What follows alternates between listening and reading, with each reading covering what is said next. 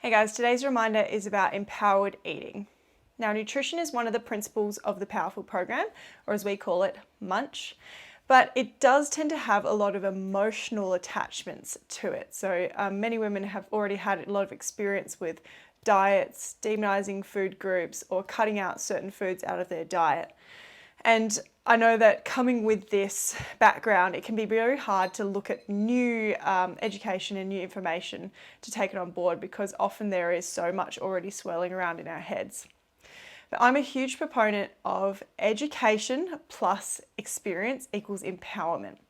So that's why the Munch principles are based to make sure that you can move through them step by step to build up your confidence and your understanding of food so that you actually have a logical and complete understanding of what nutrition is.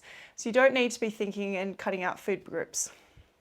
Now, all of the information about that Munch is of course in the Powherful Guide Book, so you can go check that out to learn those principles if you are not super familiar with them. But today's talk is a little bit more about the fact that you can't be 100% all the time with your nutrition training and mindset. That's just not how life is. So I'm a huge proponent of 80-20 and having that leeway.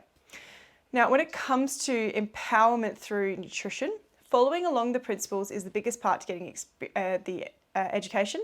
When it comes to the experience, you do need to have a little bit more leeway. So making sure that you're allowing yourself some compassion when it comes to food, particularly if you already have a bit of a rocky relationship from the past in regards to food. Now, my biggest tips to making sure that you are moving forward and not pushing yourself into a little box when it comes to nutrition is number one, to just start slowly. So when you're looking through the principles of Munch, just start from the beginning, so start from the quality section and work through bit by bit. You can read all of it and learn, but when it comes to experience, sometimes jumping in the deep end is not the best way to do it with this because it can be a little bit overwhelming and it can cause you to shut down a little bit when it comes to your experience. So I would highly recommend just starting slowly. Read through it, understand it, but then just begin with starting with good quality food, using your hand for portion sizing, like I demonstrate in the guidebook, and making sure you're getting familiar and comfortable with the foods that are high quality, but also allowing yourself 20% of the time to have those fun foods, foods you really enjoy, to still have a life when it comes to your food.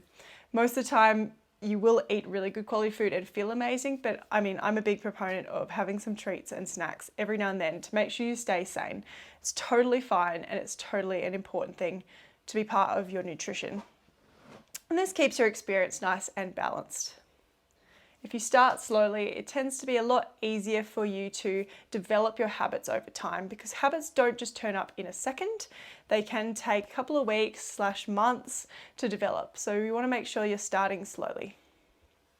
Now, number two is forgiving yourself. So if you do slip up or your 80-20 looks a little bit more like 60-40 or 50-50, then that's no big deal. Just move on back on track. Try not to overcompensate and eat extremely clean or cut or restrict things out because this is the same sort of pattern that people can get into with binging and restricting.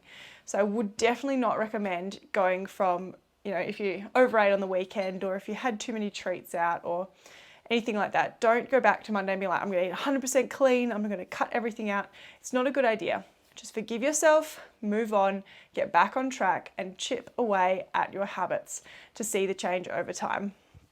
Of course, if you're doing that regularly, it will affect your results. So you do have to have a bit of realism with this, but please don't beat yourself up. Everybody does it from time to time and it's just a blip in the radar. One of my favorite sayings that I've heard is one hot day doesn't make a summer. It's not like that one day is going to blow up all of your results. So I also wouldn't make sure that you end up going on a big spiral because of that one occasion. So please forgive yourself.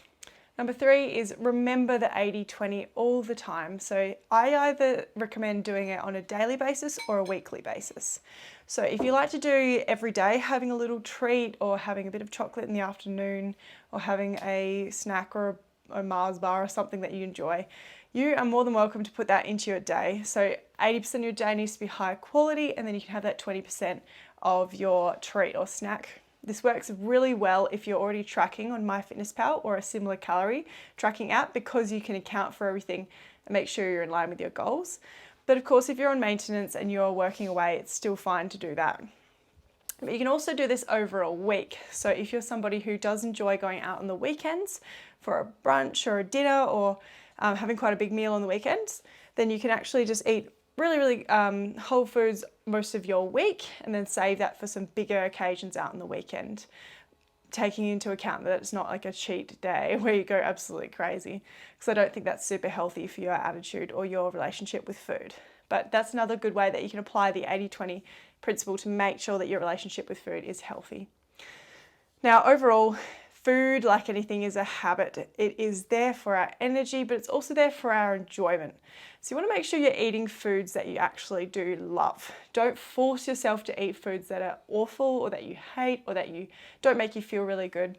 There's always another option or another food to eat in regards to your protein, carbs, fats, and your veggies. So as long as you're not somebody who doesn't eat any veggies or doesn't eat any proteins, which is not a great idea, please make sure that you're eating foods that you actually enjoy and that you want to eat. Because I know there's nothing worse than prepping all your food and then getting there and just staring at it and not happy. You're not happy at all with what you've got. It's not a really good way to keep a good relationship with food. There are so many recipes out there that have amazing flavors, spices, ways to cook things. And if you find what you enjoy, then you stick with that, because that's going to help you get to your goals faster, plus also make sustainable lifestyle habits that are going to hold you steady throughout your whole life. Now, I'm a big fan in sharing recipes, so if you do find amazing, delicious recipes, please share them with the group. I have them on the website that I'm adding to each week, because I'm also myself experimenting with new foods. But please make sure you experiment with delicious foods that you love, because there are so many awesome selections out there. I would also recommend, really importantly, if you are struggling with emotional eating, so you're finding in stressful situations, you are relying on food to soothe your emotions, then I do recommend seeking professional help. Professional help is so important. Either a counselor or a psychologist can really help you work through the emotions that are causing you to rely on food to be a bit of an emotional crux.